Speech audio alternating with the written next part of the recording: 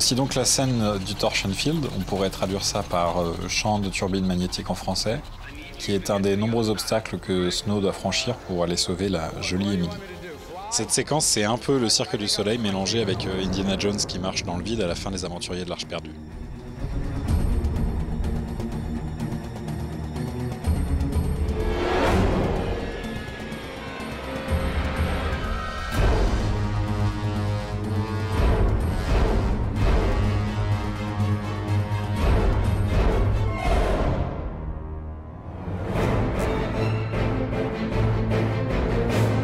Pour fabriquer ce décor, nos amis du département construction ont fabriqué ce pan de mur qui ressemble à un mur d'escalade.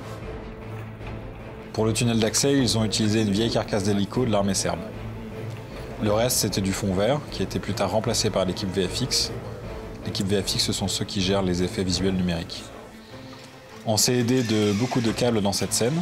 Les gars des cascades ont répété et répété encore avec Guy toutes les acrobaties qu'ils devaient accomplir.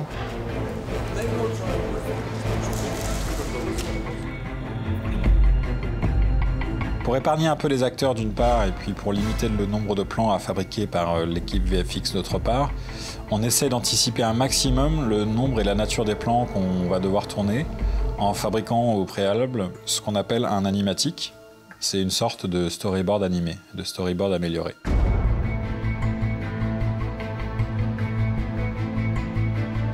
One, go!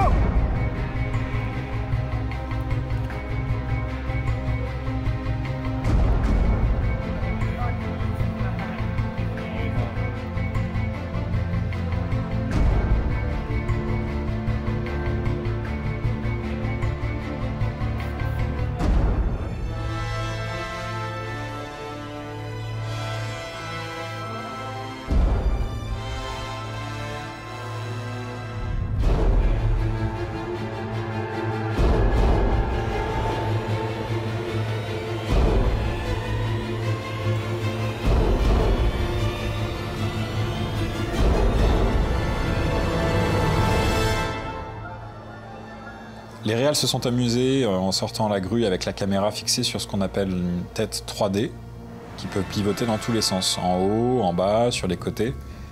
Ça permet de faire de beaux plans très élaborés et fluides, comme celui du début, où on voit Snow qui sort du tunnel et qui regarde dans l'abîme. Un peu comme avec un Steadicam, sauf qu'on est à 10 mètres du sol. Et puis pour avoir des plans un peu plus dynamiques, et pour être au plus près de l'action, notamment quand Snow et le détenu se battent dans les airs, James, un des deux réals, est monté dans une petite nacelle et il a pris sa caméra à l'épaule. Ça donne un aspect plus saccadé au plan, ce qui colle davantage à la nature même de la scène.